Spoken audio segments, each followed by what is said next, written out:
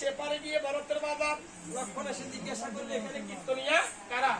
আমরা কিছু কথা আছে বিধান আছে আমরা বলি যাবো, যদি আপনার সমর্থ থাকে দিবেন, না হলে কিছু করার কথা বুঝতে পারছেন। বলছে সেপারে গিয়ে বরফের বাজার লক্ষণ এসে জিজ্ঞাসা করলে এখানে কীর্তনিয়া কারা। রব বলছে আমরা তোমাদের কীর্তনের নিয়ম বলে আমাদের কীর্তনের নিয়ম 5 পূর্ণপত্র একটা ফল দিতে হবে, দেখো সর্বসভা গোবিন্দ সবাই লাগে।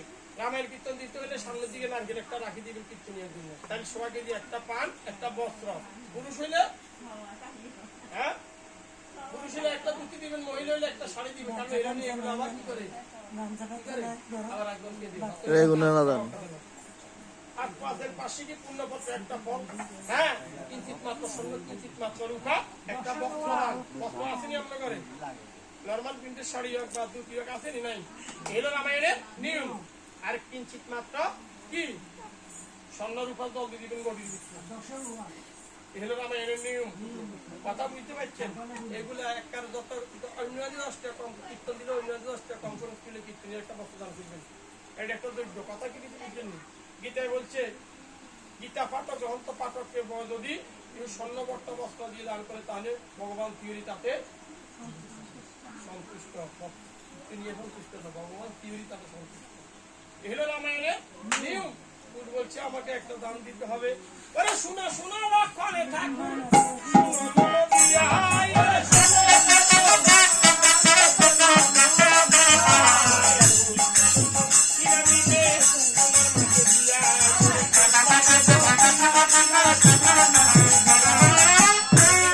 লক্ষণ এমন কীর্তনিয়া নিমন্ত্রণ করে দেখে লক্ষণ যাইতে যাইতে কুশিক ভাষা এমন কীর্তনিয়া নিমন্ত্রণ করেছে মণি ঠাকুর, দেশের মতো কুশিক ভাষা বলে তা বলার মতো নয়, বালার যুক্তির ব্যবহার চলে যাইতে আছে।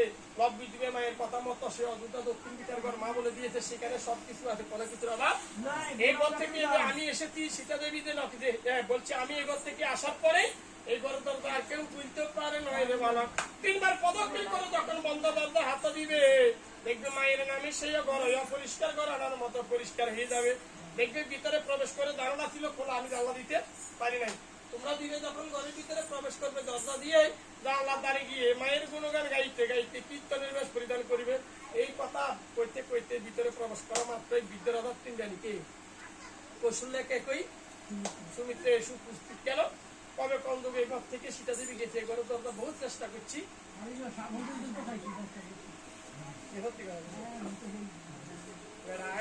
দক্ষিণ ভিতরে ঘর আয়তে যেতে পারি না, আর দেখতে অনেক দূর, এত সহজ নয়। সেই অযোধ্যা দক্ষিণ বিটার ঘর, হ্যাঁ 3 বার যখন বন্ধ দরজা হাত দিবেন তখন খোলা হয়ে গেছে। ভিতরে প্রবেশ করে দেখে থাকা খাওয়ার কোনো অসুবিধা নাই। বিদ্যারাধার 3 জানি খবর পেয়ে চলে আসে, চল কান্না ঠিক আছে বালক দিদি আমরা তিনারা একটু তখন দেখতে যাই জানালার দ্বারে দিয়ে উকি দিয়া বলে 2 ভাই অত সন্তুষ্ট করিল কিছু কথাও বলিয়া তোমরা নিদর আদরানি এত নিদো বালা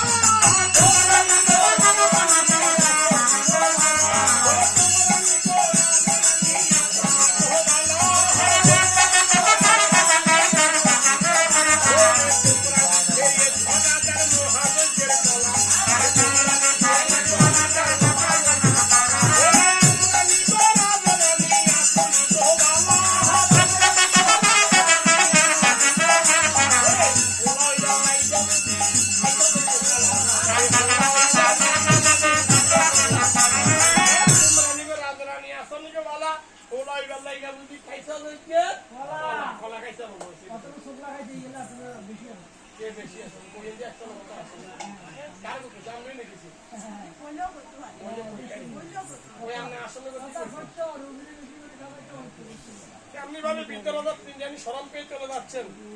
বিবেক কীর্তনে বেশ পরিধান করতে লাগলেন। বিবেক সাজে এসে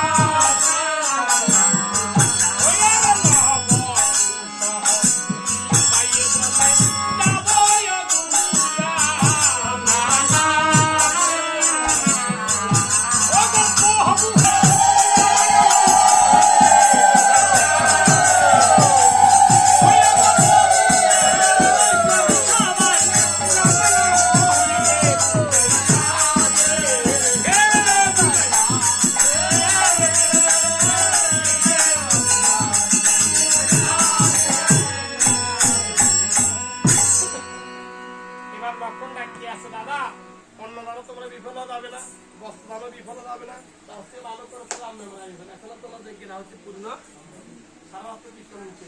এবার কনসেন্ট কি কারণে যোগ্যরা হচ্ছে বাকি রেখে কি জিনিসের অভাব বলো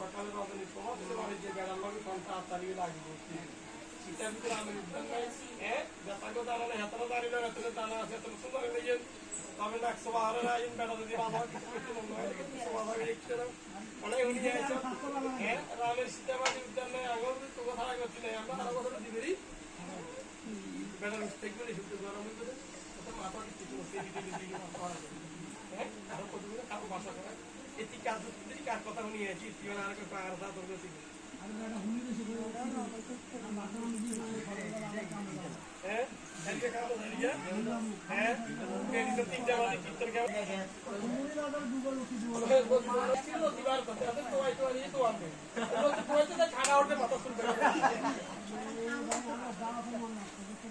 যাক তবে এতদিন একটু আশীর্বাদ করি একটা সমস্যা আছে এত বাথরুম অসুবিধা আছে কি হলো বাবার গেল তো কি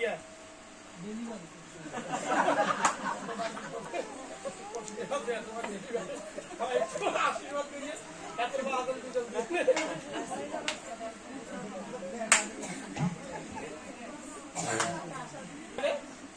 এবার লক্ষণ বলছে লক্ষণ নিয়েছে লক্ষণ আনবো লক্ষণ তারা কেউ বলবে কেন লক্ষণ